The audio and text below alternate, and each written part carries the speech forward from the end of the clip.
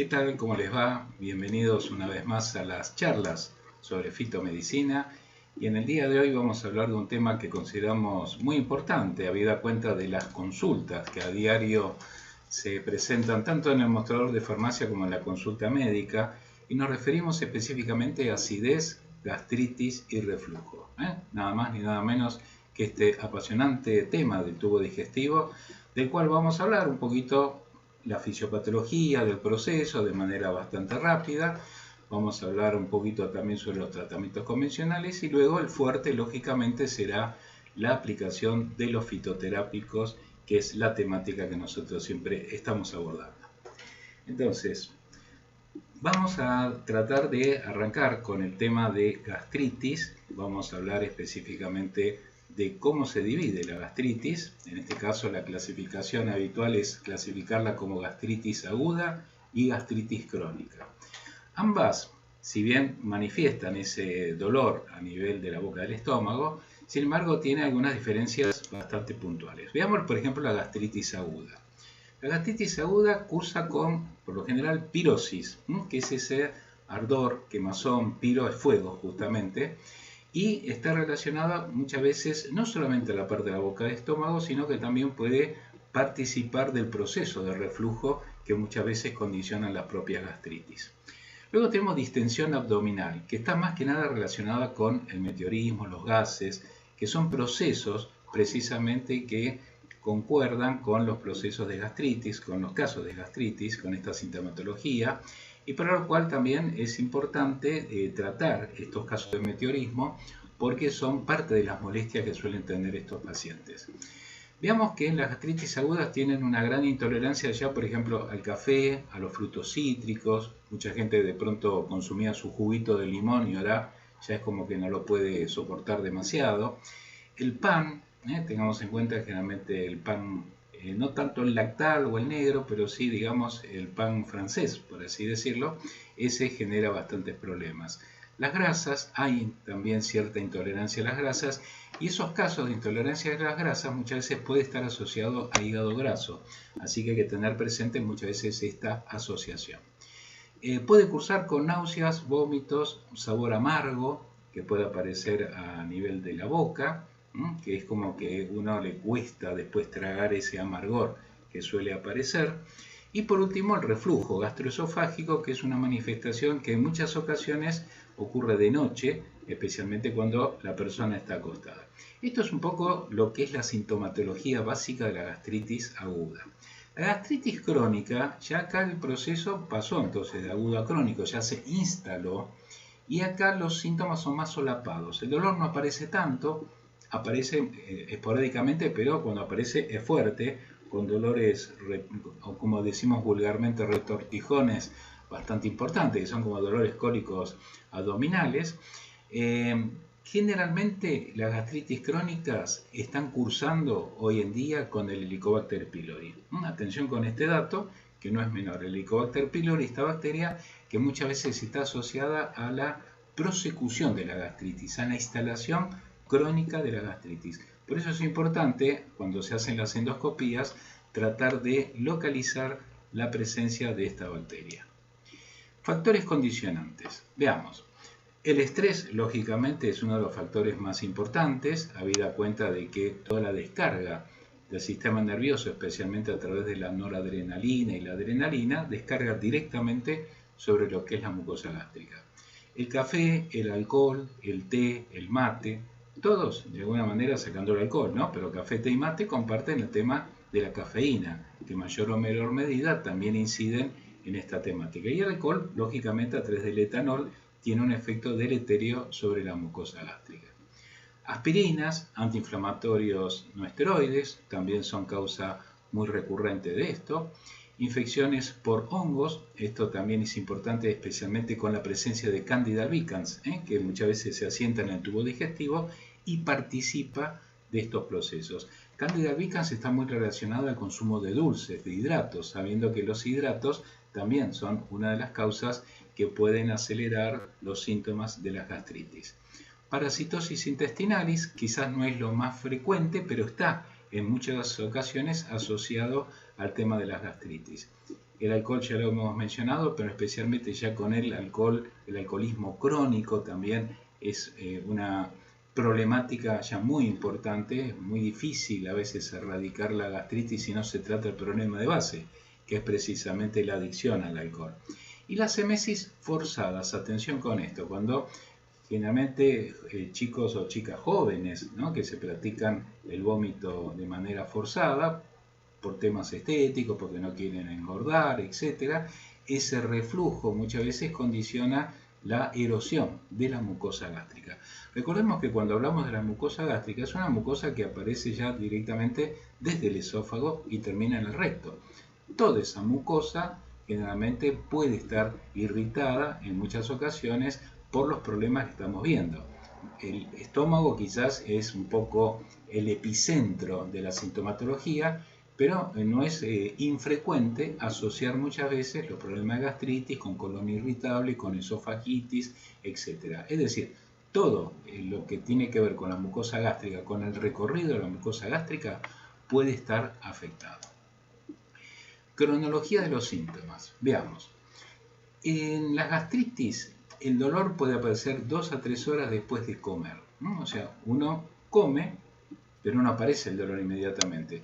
Por eso, ante una gastritis, cuando uno come, se siente aliviado. Pero a las 2 o 3 horas, ahí viene muchas veces ese problema, que está asociado generalmente a la hipersecreción de, que podemos ver varios, por así decirlo, sustancias que intervienen en este proceso, por ejemplo la gastrina, el ácido clorhídrico, parte de serotonina también puede estar involucrado, o sea, todas estas secreciones digestivas en sí pueden participar en esas 2 o 3 horas posteriores que aparece la sintomatología. Como dijimos entonces, calma con los alimentos, o sea, me duele, como, calma, pero después puede volver a doler. Esto puede aparecer o desaparecer durante semanas, incluso meses. Quiere decir que es un comportamiento a veces caprichoso. Hoy lo pude tener, por ahí mañana no, ni pasado no, pero sí, dentro de una semana puede volver a aparecer. Así que hay que hacer una suerte de seguimiento de este proceso. El acentuamiento de los síntomas por la noche es una consecuencia generalmente de la gastritis, especialmente cuando ya estamos acostados en la posición, a veces mala posición en la cama, puede condicionar también el reflujo, que es precisamente uno de los síntomas, por así decirlo, más molestos que suelen tener los pacientes. Y acá una gran pregunta, ¿no? ¿Los lácteos mejoran o no mejoran? A algunos les calma, pero a otros le empeora. Por lo tanto, es un poco a suerte y verdad. Es como tirar una moneda al aire. Si uno que tiene gastritis toma leche, café con leche, yogur, y ve que eso no le trae demasiadas molestias, quiere decir entonces que el lácteo lo va a poder soportar. Pero aquellos que ya le cae mal un queso, un yogur, un poquitito de leche en un cortado, esos entonces tratar de evitar el consumo. Cuando hablamos de la mucosa gástrica, es como la gran alfombra que tenemos en el piso, en la cual la tenemos que tratar de preservar, que no se horade, que no aparezcan agujeros, porque si no, inmediatamente ahí van a venir los problemas. El organismo tiene, lógicamente, sistemas buffer para proteger, ¿no es cierto? No es que cae algo ácido y el organismo se queda de brazos cruzados mirando cómo el ácido perfora todo. Siempre tiene esos mecanismos de compensación. Por lo tanto, veamos entonces que hay elementos defensivos, pero también hay elementos agresivos para esa mucosa. Por ejemplo, los defensivos tenemos la secreción de bicarbonato, de ahí que sea muy habitual entonces consumir bicarbonato cuando tenemos algún malestar. La secreción de mucus, que es prácticamente uno de los mecanismos más importantes. Un buen flujo sanguíneo, si hay sangre, va a haber nutrientes que aportan a la zona que pueda estar afectada. Así que una buena irrigación también es bueno para preservar la mucosa. Renovación celular. Esto es importante. La mucosa gástrica, así como tenemos las células de la piel, se va renovando cada tantos días, aproximadamente cada 30, cada 40 días hay una renovación celular de lo que son las células que conforman justamente el tejido gástrico. Entonces, si hay poca irrigación, si hay un abuso a veces de alcohol, de aspirinas, etc., se ha comprobado que esa renovación por así decirlo, se alarga en el tiempo. No logra haber una renovación importante, las células se van como atrofiando porque no se renuevan y eso va facilitando la aparición a futuro de una úlcera. Ya la úlcera es un poco la zona atrófica con necrosis y horadación de esa alfombra que estábamos tratando de preservar. Y lógicamente los nutrientes, que son parte de lo que va a venir con el aflujo de sangre. Así que todos estos elementos defensivos son los que tenemos que tener muy en cuenta. Y tengamos en cuenta los agresores. El ácido clorhídrico sabemos que forma parte de lo que es la posibilidad de digerir los alimentos. Necesitamos ácido. Pero a veces pasa que el ácido se secreta por demás. Por ejemplo, cuando consumimos muchos dulces, hay mucha secreción de ácido. Por lo tanto, entonces no es conveniente cuando hay antecedentes de gastritis consumir muchos hidratos de carbono. También es importante mantener una cronología de nuestra alimentación. Esto significa que si yo voy a almorzar, por ejemplo, todos los días a la 1, perfecto, y ceno todos los días a las 9 de la noche, yo estoy dándole una orden a mi cronograma interno para que las secreciones se realicen dentro de ese cronograma horario, porque el organismo funciona con ritmos horarios. Entonces, si yo hoy almuerzo a las 13, mañana almuerzo a las 15 y pasado no almuerzo porque tuve que salir a hacer trámites, quiere decir que no estoy desfasando totalmente las secreciones. Esto ocurre muchas veces con las personas que tienen gastritis. Cuando hacemos un correlato de sus horarios de comida, vemos que hay bastante distorsión. Un día comió, otro día no comió, otro día comió cualquier hora.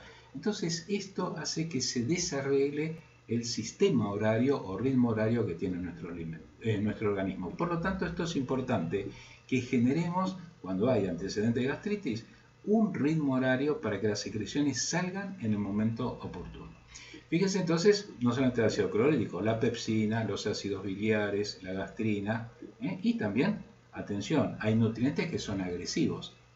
Lógicamente, como les dije, ya el exceso de dulces, un exceso de proteínas también puede ser contraproducente. Los lácteos, en algunos casos, como les dije, las personas que son intolerantes van a tener con el lácteo una mayor participación de síntomas de la gastritis. Veamos entonces a continuación lo que es la célula parietal, ¿no? Que acá es un poco el corazón del problema. Recordemos que tenemos mediadores, que son las sustancias que la tienen ustedes a la izquierda. Tenemos la acetilcolina, la histamina, la gastrina. Todos ellos van a ingresar a la célula parietal y de alguna manera van a poner a mover esa famosa bomba de protones, en la cual va a haber un intercambio de iones, en los cuales vamos a ver, por ejemplo, salida de hidrogeniones, ingreso de potasio, salida de cloro. Todo ese intercambio, esa bomba de protones, va a ser fundamental para entender uno de los mecanismos antiácidos, que es justamente trabajar inhibiendo muchas veces la bomba de protones, como para que de pronto no salga demasiados hidrogeniones hacia la luz gástrica, ¿no es cierto? Entonces, este mecanismo es el que van a compartir muchos antiácidos. Cuando uno hace una endoscopía, se puede llegar a ver distintos grados de la gastritis. Podemos ver, por ejemplo, a la izquierda un grado que ya está, como vemos, está inflamado, pero no está ya horadado, por así decirlo, próximo a la úlcera, como estamos viendo a la derecha. Por lo tanto, es muy importante cuando se hacen estas endoscopías altas, poder determinar en qué situación está esa mucosa gástrica. Bien, el tratamiento convencional va a tratar de ir al síntoma, fundamentalmente a evitar el exceso de acidez. En estos casos, entonces, en el tratamiento convencional vamos a ver que hay antiácidos, por ejemplo, absorbibles, el famoso bicarbonato de sodio, el carbonato de calcio, que eran un poco los primeros antiácidos que habían surgido a nivel comercial. Los no absorbibles son también muy viejos, el hidróxido de magnesio, el hidróxido de aluminio. Muchos de ellos formaban parte de esas famosas sales frutales, sales de fruta heno, por ejemplo, la Alka-Seltzer. Realmente eran productos que suelen tener este tipo de sales minerales, ¿no? Especialmente de magnesio, de aluminio. Luego tenemos la familia de los inhibidores de receptores de histamina, ¿no? Los H2. En este caso, lo que logran estos inhibidores es que no haya tanta introducción de esos mediadores que activaban la bomba de protones. Por lo tanto, entonces, ahí tenemos la cimetidina, la ranitidina, la famotidina, que ya prácticamente no se usan. Hoy en día ya se usan más que nada, y siempre estoy hablando a nivel de los productos químicos, de los llamados prazoles, que son los inhibidores de la bomba de protones. En este caso, entonces, directamente estos prazoles, tenemos lansoprazol, esomeprazol, omeprazol, bueno, hay una gran cantidad, creo que cada 2-3 meses aparece siempre un nuevo prazol, tienen mecanismos bastante similares y todos trabajan precisamente sobre la inhibición de la bomba de protones. Luego tenemos los antibióticos, pero acá en este caso siempre se van a dar en presencia de la posibilidad de que haya el Helicobacter pylori, el famoso Helicobacter, que ya que estamos hablando de él, es una bacteria que se asienta, que es responsable de las gastritis crónicas, que en algunos casos se ha asociado hasta con el cáncer gástrico y que lamentablemente muchas veces no tenemos la suficiente eficacia con los antibióticos que se dan y hay que a veces se asocia toda una parafernalia de tratamiento para erradicarlo. Por ejemplo, amoxicilina se puede dar con omeprazol, se han dado sales de bismuto también. Bueno, se ha agregado también segundos antibióticos, muchas veces, por ejemplo, claritromicina junto con amoxicilina, lo cual hace que a veces haya que dar 4 productos como para poder erradicarlo y no siempre a veces se logran los resultados esperados.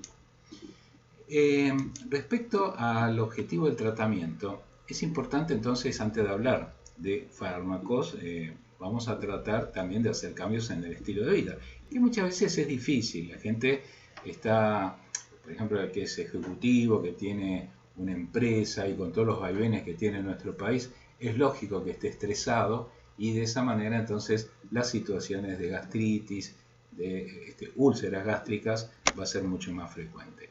Pero bueno, vamos a tratar de generarle un cambio en el estilo de vida. ¿Qué significa eso? Que la persona pueda cada tanto relajarse un poco, delegar. Esto es lo más difícil para las personas, ¿no? Si yo estoy ya hasta acá con una situación de estrés, tenemos que saber delegar situaciones que las manejen otros. Porque si no, los perjudicados somos siempre nosotros. Por lo tanto, entonces, saber delegar. Cosa que es un aprendizaje, no es para nada fácil. Luego, reducir la acidez. En este caso ya sabemos que ahí va a ser parte del objetivo porque la persona, en la medida que no resuelve este tema, la posibilidad de una úlcera gástrica va a estar siempre ahí a la esquina esperando. Incrementar la barrera mucosa es otro de los objetivos y evitar la recidiva erradicando el Helicobacter pylori. Por lo tanto, entonces, estos 4 son los objetivos más importantes. Recordemos que en el cambio de estilo de vida va a estar incluida, lógicamente, la alimentación. Si hay demasiado hidrato de carbono, si hay demasiado alcohol, eso va a tener que cambiar de manera contundente. Bien, sabíamos que uno de los problemas a veces tiene que ver con la posición en la cama a la noche, que es la que facilita el reflujo. Acá tenemos entonces un esquemita donde tenemos arriba, en la parte superior, la correcta posición. La persona tiene que estar entonces apoyada con su oreja izquierda sobre la almohada, y como pueden ver entonces el brazo izquierdo levantado y el brazo derecho, por así decirlo, en posición hacia abajo.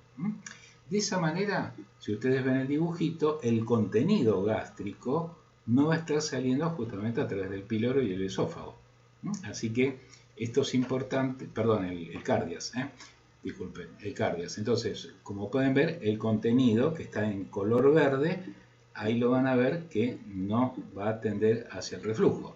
En cambio, si tomamos la otra posición, justamente la de estar apoyado con la oreja derecha sobre la almohada y tenemos en alto el brazo derecho, ahí sí el contenido, como ustedes pueden ver, se va a meter justamente hacia el cardias y de esa manera entonces poder facilitar el reflujo. Así que una correcta posición en la cama ya de por sí es importante para empezar a tratar el problema.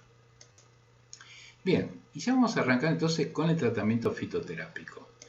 El tratamiento fitoterápico tiene distintos principios activos. Entonces vamos a ir recorriendo un poco esos principios activos. Por ejemplo, los mucílagos. Los mucílagos son, desde el punto de vista estructural, son como geles, como gelatinas, que lógicamente si uno tiene un gel, sabemos que el gel es como que tiene un efecto antiinflamatorio, que calma. Entonces de esa manera las plantas con mucílagos van a generar una suerte de calma a nivel de la mucosa gástrica. Ahí tenemos por ejemplo el malvavisco, tenemos el llantén, tenemos los dos llantén, el mayor y el menor. Esos tres los podemos dar en infusión, por eso ahí tienen entonces la imagen del saquito en infusión, ¿no es cierto? Son plantas que tranquilamente se pueden hacer en infusión y que en su consumo vamos a incorporar estos geles, estos mucílagos que van a generar un efecto antiinflamatorio. Dentro de los mucílagos tenemos el de la aloe vera. Lógicamente el aloe no lo podemos hacer en infusión, por eso vamos a tener que recurrir ya a las botellitas que ya vienen con los productos en la mayoría de los casos liofilizados, que son productos seguros, que se toman en forma de cucharadas soperas, se pueden mezclar si quieren con un poco de agua, etc. Pero se pueden tomar puros en la mayoría de los casos y eso también genera una calma bastante importante. Así que plantas con mucílagos van a tener un efecto como desinflamante de la mucosa, valga la redundancia, inflamada. Luego tenemos lo que puede actuar como antiespasmódico. ¿Por qué? Porque un estómago que tiene gastritis por lo general se espasmodiza, genera contracciones y esos son los cólicos, esos dolores que nos retuercen, que nos hacen colocar justamente en posición prácticamente agachada la cabeza para comprimir la zona y evitar el dolor. Bueno, los antiespasmódicos pueden ser importantes. Generalmente los principios activos que tienen efecto antiespasmódico son componentes de los aceites esenciales. Por ejemplo, tenemos el de la manzanilla, tenemos la menta, la melisa, la milenrama. Entonces, estas plantas se pueden también trabajar en infusión y como lo que actúan son básicamente los aceites esenciales, es importante saber cómo prepararlo, porque nosotros podemos preparar cualquiera de estas infusiones y una vez que ya está, infusión recuerden es agregar el agua caliente sobre la planta seca y después hay que dejar más o menos unos 3 minutos en contacto como para que esa agua caliente pueda extraer los principios activos. Bueno, lo que hay que hacer en estos casos, porque lo que actúan son componentes de los aceites esenciales, es colocar una tapa encima de la taza. Esto significa que el platito donde está apoyado, donde va a ir apoyada la taza, la podemos colocar arriba, porque el humo que va a salir de la infusión va a hacer perdernos los componentes de los aceites esenciales. En cambio, al rebotar en el techo que viene a ser el platito, vuelven a caer justamente sobre el agua de la infusión y de esa manera entonces esas gotitas condensadas vuelven a caer y al tomar la infusión ahí sí estamos incorporando entonces los componentes de los aceites esenciales. De esa manera vamos a tener efectos antiespasmódicos muy interesantes. Algo que también tienen que tener en cuenta es que es interesante ir mezclando plantas, si quieren hacerse una infusión, ir mezclando plantas que pueden tener distintos mecanismos de acción. Entonces podemos ver una que tenga mucílagos, perfecto, otra que tenga componente antiespasmódico, ¿no? O sea que ahí ya tengo, entonces, en una misma infusión que puedo colocar 4 plantas de pronto, 2 con mecanismos ya distintos. El gel de la aloe vera, quiero detenerme un poquito porque la gente muchas veces dice, yo tengo una aloe en casa, entonces se lo hacen preparar de manera casera. A ver, hay 200 variedades de aloe. Aloe es una familia importante donde, digamos, aloe vera es una de las variantes que tiene. Es decir, aloe vera es una de las 200 especies. Se llama aloe vera o aloe barbadensis. También está aloe ferox, que está contemplado en las farmacopeas. Realmente aloe barbadensis o vera o aloe ferox son de los que más se utilizan. El aloe saponaria es otro aloe, pero está más relacionado con la cosmética. Podría también incorporarse, pero se usa más por vía externa más que por vía interna. Entonces, cuando uno dice preparo el aloe, lo que hay que colocar generalmente o trabajar o extraer es el contenido mucilaginoso, porque estamos hablando de un mucílago, que es una gelatina, el contenido que está adentro de esta hoja que estamos cortando. ¿Se dan cuenta?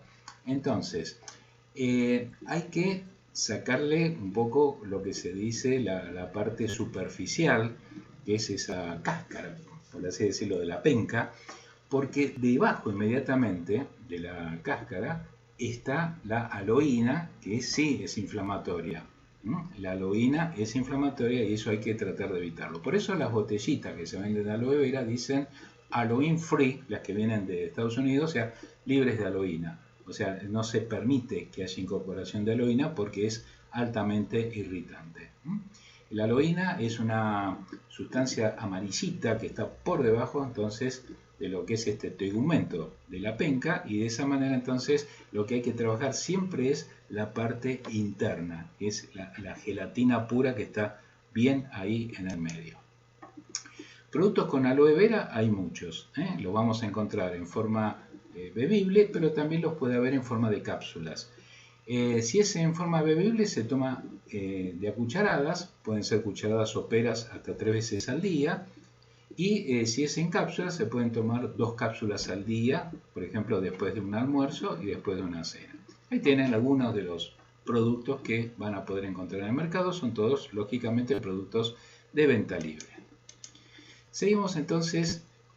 Acá tenemos publicaciones científicas que avalan precisamente la utilización de la aloe vera respecto al tratamiento de las gastritis. Bien, coadyuvantes. A ver, plantas con actividad sedante, y sí, ¿por qué no?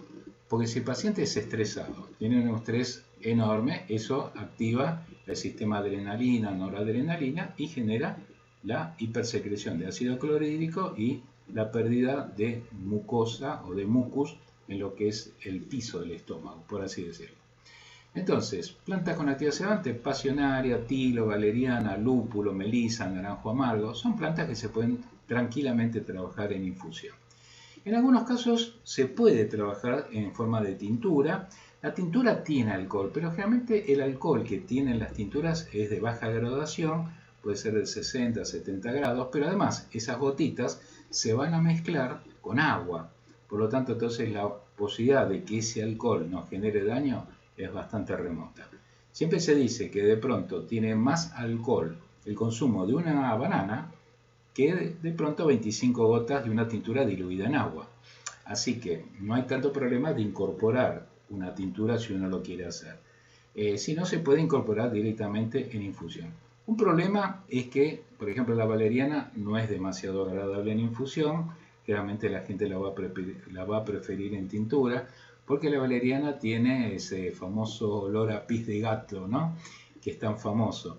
Así que no se recomienda tanto en infusión. La pasionaria tampoco no es que sea desagradable, pero tampoco es, uy, qué rica, no es una manzanilla.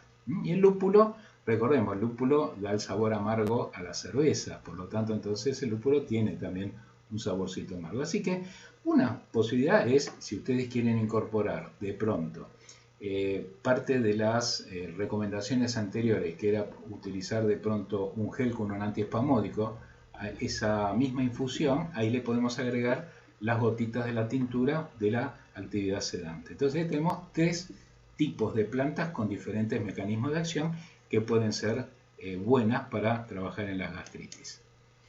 Carminativas, que son las plantas que van a tener un efecto antiflatulento, ¿no?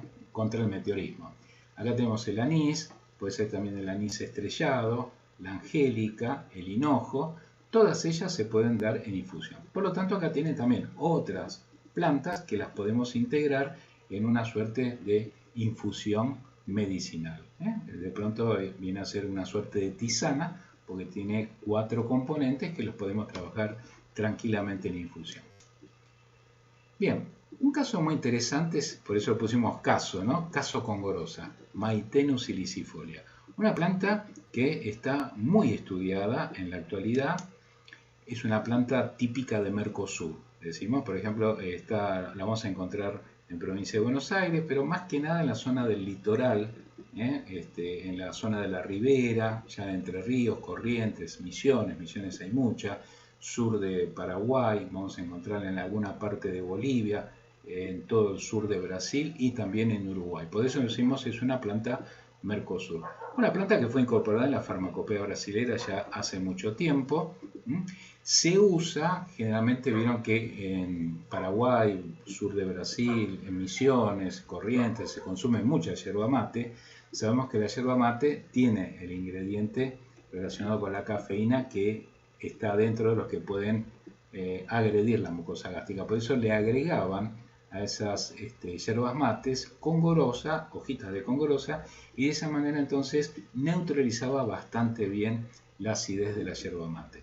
Por eso inicialmente cuando se arrancó con las yerbas mezcla, muchas veces la primera que se usaba era la congorosa, que además tiene un sabor parecido al de la yerba mate, por lo tanto entonces no lo enmascara o no lo va a distorsionar ese sabor de la yerba mate. Así que se puede tomar tranquilamente y nadie va a notar grandes cambios por el hecho de agregar congorosa. Desde 1922 ya se sabía de las propiedades antiulcerosas, fíjense, de hace muchísimo tiempo se había investigado en Brasil. Hubo un intento de patentamiento de parte de Japón, lo cual pudo ser frenado a tiempo, por suerte, y la congorosa la hemos hecho participar en proyectos de atención primaria de salud en Argentina entre los años 2003 y 2007. La congorosa tiene mecanismos de acción interesantes porque tiene efectos, por un lado, antioxidante, que esto es muy importante, tiene un efecto inhibidor de la bomba de protones, pero sin los efectos adversos de los prazoles, que esto es muy importante. Fue ensayada en muchos modelos animales, generalmente a los animales les dan alcohol o aspirina en altas dosis y luego se le da congorosa a ver si logra, por así decirlo, evitar la ulceración. Entonces esa es una de las métodos o formas de probar la eficacia de esta planta, lo que es en los modelos animales. Pero también fue convalidada clínicamente en Brasil, en la Escuela Paulista de Medicina, que está justamente, bueno, como dice la palabra, en San Pablo, ¿no? Interesante que la congorosa también ha demostrado algunos en ensayos experimentales actividad antitumoral a partir de la maitenina, en cáncer epidermoide de la base de la lengua, en faringe, en melanomas en ratas. Por lo tanto, es una planta bastante interesante desde el punto de vista de seguir avanzando en las pesquisas, en las investigaciones, porque es muy promisoria, muy prometedora. Y además, una planta que es de nuestro territorio, compartido lógicamente con los países de Mercosur. Lo que actúan son los taninos condensados, especialmente el 4-oximetilepigalocatequina.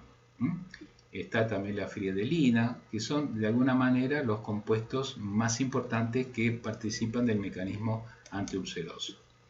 La congorosa demostró, y esto es muy importante, lo hemos hecho nosotros justamente este estudio, hemos hecho la prueba in vitro en la Facultad de Medicina en el área de microbiología y demostró los extractos de congorosa inhibir 40 cepas de Helicobacter pylori, muchas de ellas que eran resistentes o multiresistentes, especialmente a la eritromicina.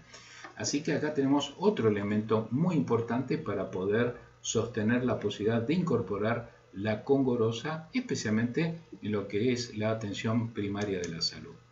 Bueno, como les decía, nosotros a través de nuestra Sociedad de Fitomedicina llevamos el proyecto a la provincia de Misiones. Allí hicimos el producto en base a congorosa en forma de extracto estandarizado y fue el primer medicamento fitoterápico aprobado por ANMAT para atención primaria de salud. Así que bueno, tuvimos ese honor y orgullo de poder llevar con una planta autóctona al proyecto de atención primaria y con el beneplácito realmente de todos los médicos. El producto se elaboró en el laboratorio estatal o provincial, mejor dicho, de Misiones, se llama LEMIS, que es un laboratorio que lo hemos habilitado para fitoterápicos, porque no estaba para fitoterápicos, y con nuestro proyecto, cuando fuimos allá, con ayuda de ONGs italianas que nos dieron fondos, pudimos entonces armar todo el área de fitoterapia de este laboratorio. Así que bueno, el producto fue entonces registrado, incorporado al sistema público de salud.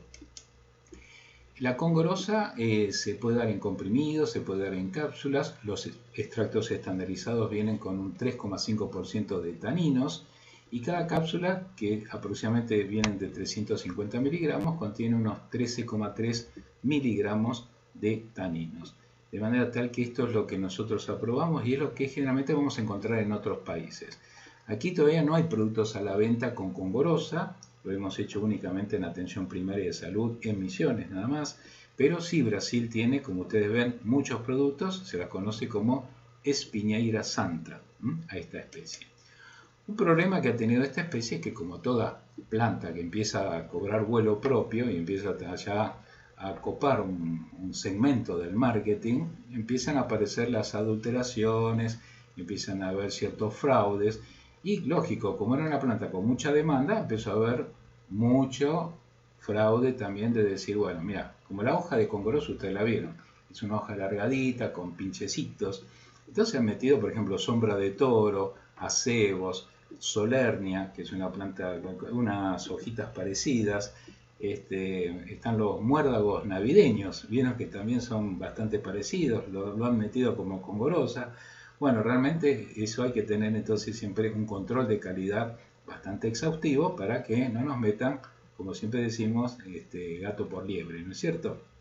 Así que tengamos en cuenta estas situaciones.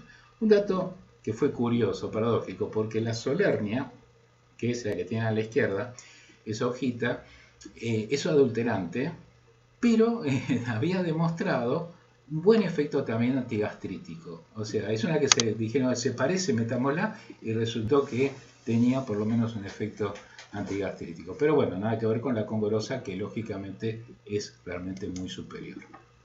Bien, acá tenemos publicaciones científicas con congorosa. Como siempre saben, esta PowerPoint, esta presentación después les va a quedar, así que pueden ver los trabajos publicados. Seguimos entonces con un recorrido de plantas que puedan ser útiles. El regaliz que el rizoma de regaliz se ha usado durante mucho tiempo como antiinflamatorio y también como antiulceroso gástrico. El regaliz tiene su origen en Europa, en el centro de Asia, hasta el norte de África. O sea, ese es su área de distribución.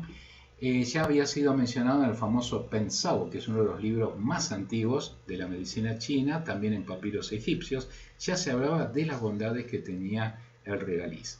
Hipócrates le puso raíz dulce, ¿no? Glycyrrhiza glabra, ¿no? Glycyrrhiza significa raíz dulce. Glabra significa que la hoja es como, por así decirlo, como pelada, ¿no? O sea, sin pelambre. Eso es glabra, ¿no? Que no tiene prácticamente pelillos.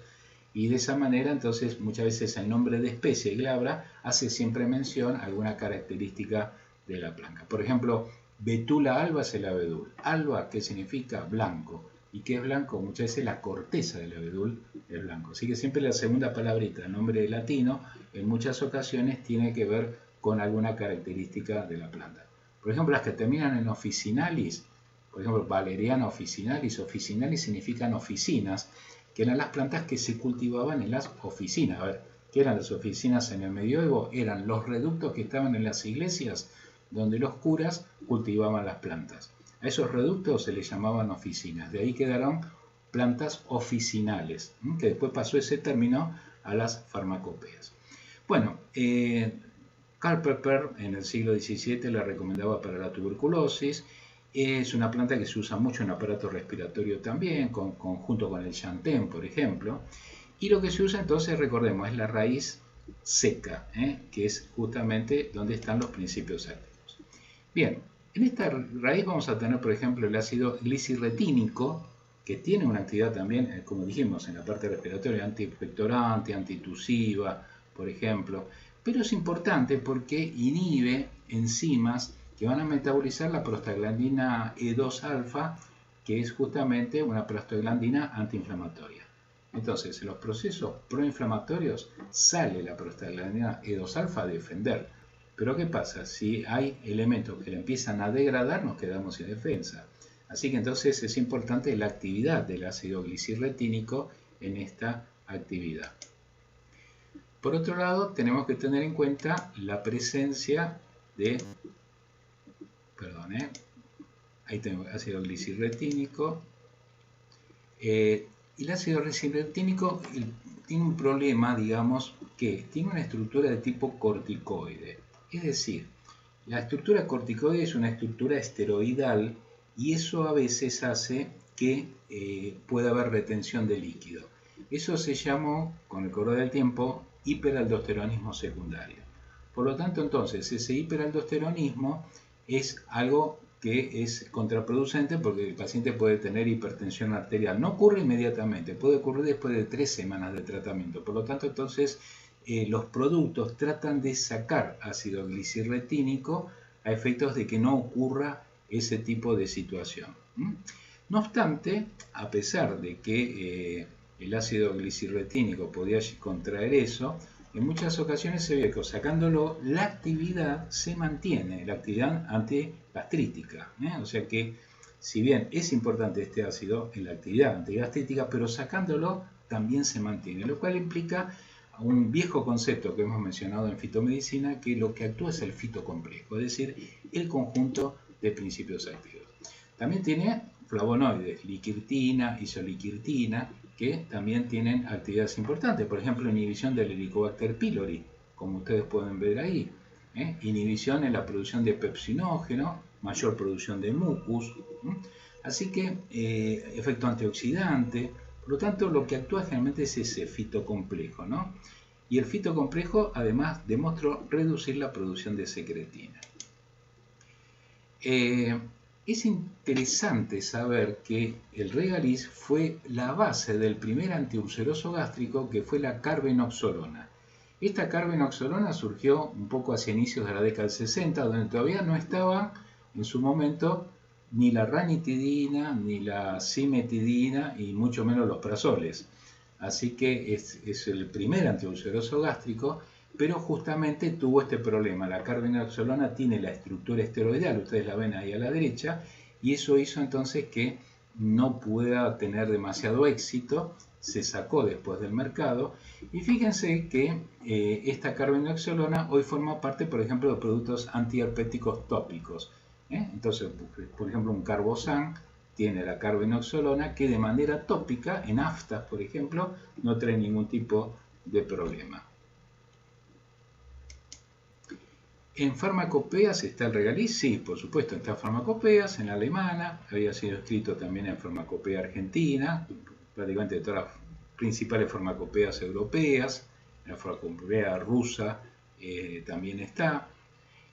Formas galénicas, como es una raíz, se puede hacer la decocción. Recuerden que la decocción es un poco someter a la parte de la planta al agua, por así decirlo, de temperatura normal, y lo ponemos a calentar.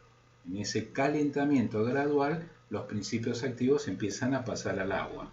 Ese es entonces el proceso de decocción que se hace siempre con las partes gruesas, duras que tiene la planta. Una hojita va a infusión directamente, pero un tallo grueso, una corteza gruesa, se troza, se seca y va a decocción. Bueno, se puede hacer la decocción, ¿no? 2 a 3%, se pueden tomar 2 a 3 tazas diarias, se puede hacer extractos secos en forma de cápsulas, comprimidos, hasta 1 gramo diario. Si son comprimidos de 500 miligramos, se pueden tomar 2 comprimidos por día. La tintura de Regaliz también se puede utilizar, 50 gotas hasta 4 veces al día, todo eso depende siempre de la gravedad de la situación. Y está el jugo de Regaliz, que es un extracto que se obtiene por la ebullición de la raíz y posterior desecación, y se puede tomar hasta 3 gramos en los casos de las úlceras. Así que estas son un poco las formas galénicas recomendadas para el Regaliz. Productos comerciales. ¿En Argentina tenemos? No. Vamos a conseguir en dietéticas, quizás lo que es por así decirlo, el rizoma, la raíz de Regaliz, que en muchos casos sirve también para endulzar. Recuerden que Hipócrates le llamó raíz dulce, porque uno la mastica, es dulce. Así que forma parte también de los edulcorantes naturales. Están los productos que sobre todo los vamos a ver en Estados Unidos y en algunos otros países.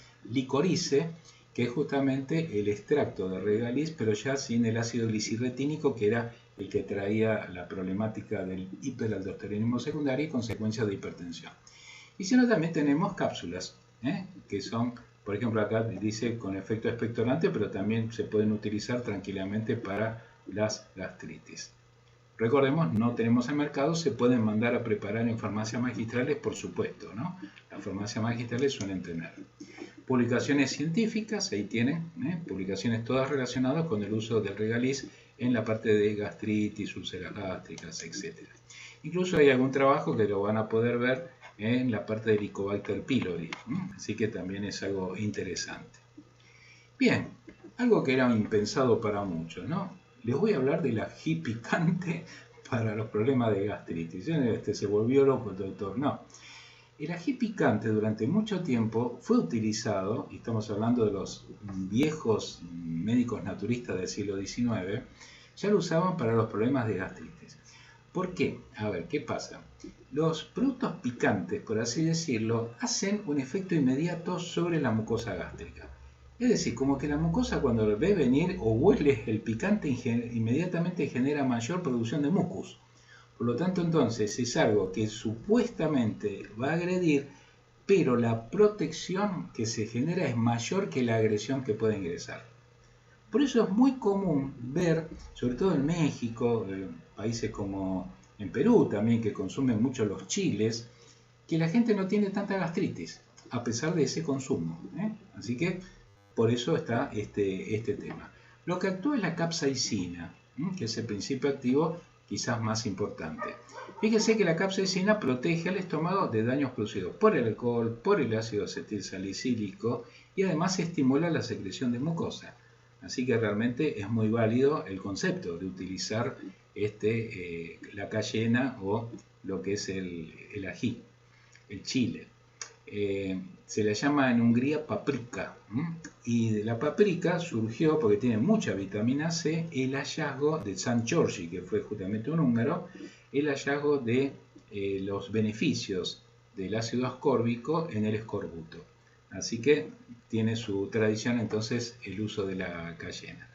Bueno, por ejemplo, la cayena en polvo también tiene un buen efecto frente a los casos de dispepsia y también in vitro inhibe el Helicobacter pylori. Así que fíjense, todas las plantas que les voy mencionando, todas tienen también trabajos sobre el Helicobacter pylori. Así que tienen un plus sobre los prazoles o sobre una ranitidina. Presentaciones comerciales. ¿Tenemos cayena, capsicum? No tenemos en nuestro país, sí los hay en forma de suplementos en otros países.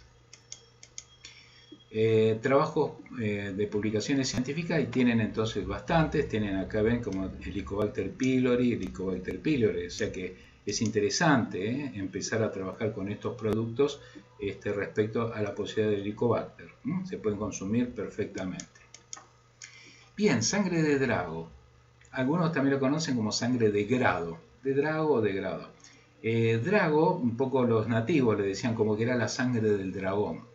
¿Qué es esto? ¿Es sangre? No, es una resina rojiza que cuando hace una incisión en una corteza de estos arbolitos, se genera esa resina roja que inmediatamente cicatriza. O sea, si yo estoy cortando la corteza, el árbol se defiende generando esa resina. Esa resina cicatriza.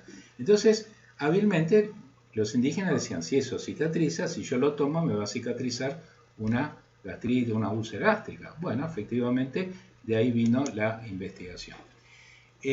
Croton-Leschleri es el nombre de esta sangre de drago. Fíjense en el área, no está en Argentina. En Argentina tenemos algunas zonas donde hay otro crotón. Entonces tenemos crotón urucurana, que tiene también una resina rojiza, pero no ha sido del todo investigada. Sí, la sangre de drago esta sí ha sido más investigada, ¿no?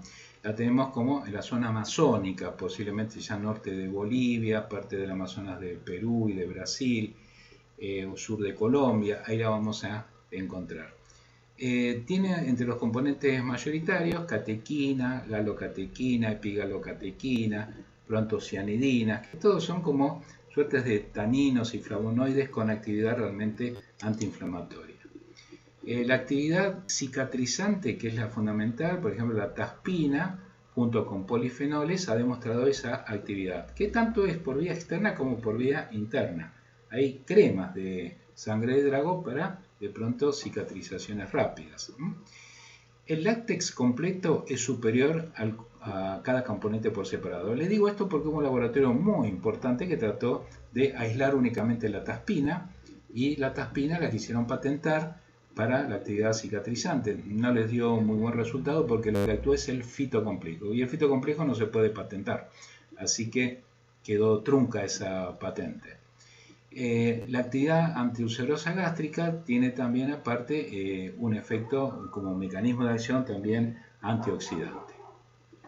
El primer ensayo que se realizó en humanos fue en el año 1973, aparte de Faberio, que es un brasilero, ha trabajado con esta especie. Los estudios sobre cicatrización de úlceras gástricas en ratas ya dieron que el resultado era similar al omeprazol, sin los efectos del omeprazol, y eso es muy importante, sin los efectos adversos, que sabemos que son bastante cuestionados. Ha demostrado experimentalmente actividad sobre cáncer gástrico, el cáncer gástrico de la cepa celular 678, y leucemia linfoide en ratas, o sea que también aparentemente habría un interesante trabajo en la parte antitumoral que sería bueno empezar a estudiarla. En cáncer de estómago humano y en colon HT29 también experimentalmente, estos son sobre cultivos celulares, ha dado buenos resultados. Por lo tanto, son plantas muy promisorias, realmente convendría seguir investigándolas porque además recordemos que muchas veces una gastritis crónica puede estar asociada al cáncer gástrico, lo mismo que el Helicobacter. Otras actividades, acá tenemos entonces antiinflamatoria, antidiarreica, se usa mucho para las diarreas este exudado, ahí pueden ver, uno lo puede tomar en la mano, ¿no? Como drena, como sangra, por así decirlo, la corteza. Tiene actividad antiviral, antimicótica, antibacteriana, realmente es muy interesante. Se han hecho productos para las aftas, el Provir es un producto que fue registrado y se utiliza en las llagas, en las aftas bucales. También es un inmunomodulador, por lo tanto entonces en algunos problemas autoinmunes podría ser pasible de ser utilizada la sangre de drago. Presentaciones comerciales lamentablemente no tenemos en nuestro país. Vamos a encontrar productos en gotitas o productos en forma de cápsulas, sobre todo en América Latina. Trabajos publicados específicamente de sangre de drago en gastritis, úlceras gástricas, ahí ustedes también tienen un poco los trabajos que se han publicado. Bien, acá les dejo, por ejemplo, algo que puede ser interesante, ¿no? Una tisana. Me gustaría hacer una tisana para la gastritis. Bueno, pueden hacerla con esto. Con hojas de congorosa, la congorosa de por sí, gran antiulcerosa gástrica, inhibición del Helicobacter, raíz de regaliz, que la raíz la podemos pulverizar, entonces no habría que hacerla en decocción, sino que ahí ya bien pulverizada la podemos hacer en infusión directamente, y podemos meter hojas de menta que tiene doble finalidad junto con el regaliz. La menta tiene efecto antiespasmódico y le da sabor a la tisana, lo mismo que el regaliz. El regaliz es dulce, por lo tanto le da sabor a la tisana y de paso es también antiulcerosa. El regaliz, les dije, tiene un componente que en el largo plazo puede llegar a dar hipertensión arterial. Después de un mes de toma puede subir un poco la presión. Por lo tanto, esto es para tomarlo de manera corta. Por ejemplo, podemos hacer, tenés un poco de gastritis, haces 2-3 semanas de tratamiento y con esto realmente el paciente va a andar bastante bien. Se pueden tomar 2 tazas por día, se puede endulzar, o sea, ya de por sí es rica, pero si quieren endulzarla, pónganle stevia, no azúcar, porque el azúcar, dijimos, los hidratos de carbono no son amigos de la gastritis. Alimentos beneficiosos. Bueno, tenemos el jugo de repollo. El jugo de repollo ha sido instrumentado en muchos sanatorios, incluso hospitales en Inglaterra. A los pacientes que suelen tener gastritis le dan jugo de repollo. El jugo de repollo es buenísimo. Tiene también efectos antioxidantes muy importantes, muy potentes y mecanismos antiinflamatorios. Además de todos los beneficios en la parte como antitumoral, ¿no? Que se le ha reconocido al repollo. Los plátanos, las bananas también tienen un efecto también benéfico en estos casos. Probióticos. Los probióticos son importantes. Por ejemplo, se ha visto que una buena flora bacteriana tiene un efecto benéfico sobre la gastritis, así que recomienden siempre que hay casos de gastritis tomar también probióticos. Pues si no, pues yo voy bien de cuerpo, pero si tenés gastritis, por las dudas toma probióticos, van a notar cambios realmente importantes. Un probiótico fácil de hacer puede ser el kéfir. Si no, hay otros que ya se venden, por ejemplo, Vitabios es una de las marcas, hay otra, Kyojin también, que puede ser útil. Y si no, en cápsulas, por ejemplo, el Floratil. Antes estaba el Total Flora, pero ya no se usa más. Se daba en los casos, por ejemplo, de abuso de antibióticos, que los abusos de antibióticos a veces barren con la flora intestinal, entonces se daban Total Flora, por ejemplo, ¿no? Bueno, hoy el único que quedó así en forma de cápsulas es Floratil. Pues hay otro también conocido como enterogermina, que también es en forma, creo que de ampollitas bebibles, me parece. Bien, para ir terminando, remedios de la abuela. El remedio de la abuela, les recomendamos siempre el bicarbonato con agua, una cucharadita en un vaso con agua, sin limón, por dos cosas. Limón de entrada es ácido. Dice, no, pero es alcalino. Sí, se hace alcalino después. De entrada es ácido. Vos lo pones en la lengua, es ácido. Lo pones en la garganta, es ácido, y va pasando por el esófago, ácido. Hasta que se metaboliza, después en el hígado se hace alcalino.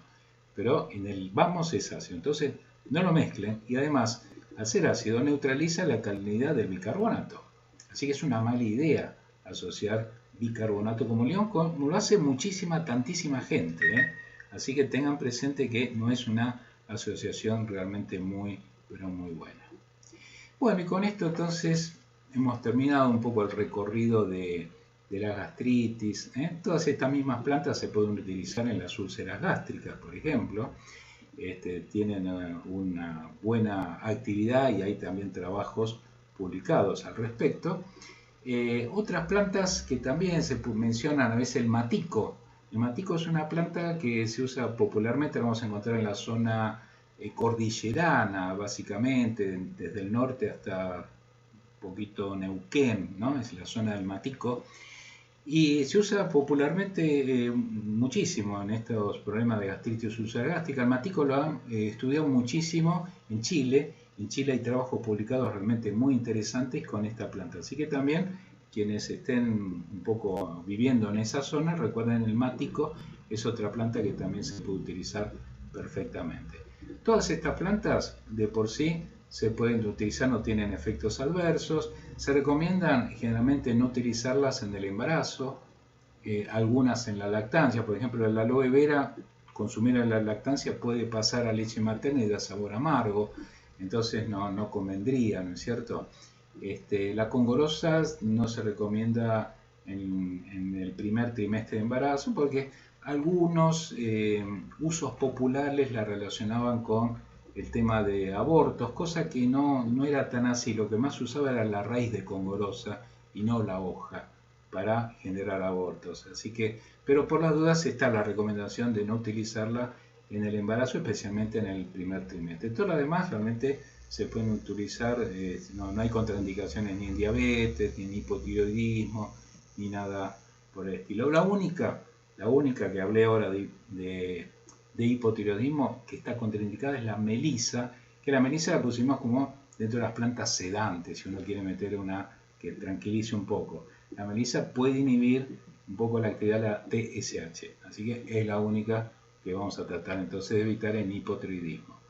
Así que bueno, con esto espero que tengan un panorama un poco amplio de lo que fue el tema de la gastritis, cómo saberlas tratar. Les puedo asegurar, en la experiencia personal me han dado muy buenos resultados todos estos productos. Uno de los que más he usado es la congorosa, porque justamente participamos en la provincia de Misiones del proyecto de atención primaria con la congorosa, con un extracto estandarizado, autorizado por ADMAT, y los resultados fueron realmente sorprendentes. Así que en este momento estamos volviendo a trabajar con la congorosa ya para empezar ensayos clínicos en la provincia de Misiones, con el fin de validar también un poco el tema, más que nada, del Helicobacter pylori, que los hemos tenido positivamente o beneficiosamente a nivel de las experiencias en consultorio, pero ahora vamos a hacer más trabajado organizadamente en ensayos doble ciego y hacer una comparación con el tratamiento tradicional del Helicobacter. Es decir, los dos antibióticos más algún prazol. Bueno, en este caso lo vamos a tratar de comparar con la actividad de la congorosa para que tengamos un parámetro de eficacia que pueda ser, esperemos, ¿no?, superior al tratamiento combinado. Así, bueno, les agradezco la atención y próximamente vamos a seguir con una nueva charla de fitomedicina. Recuerden hacer las preguntas que crean convenientes en el sitio web que sea destinado al efecto. Muchas gracias.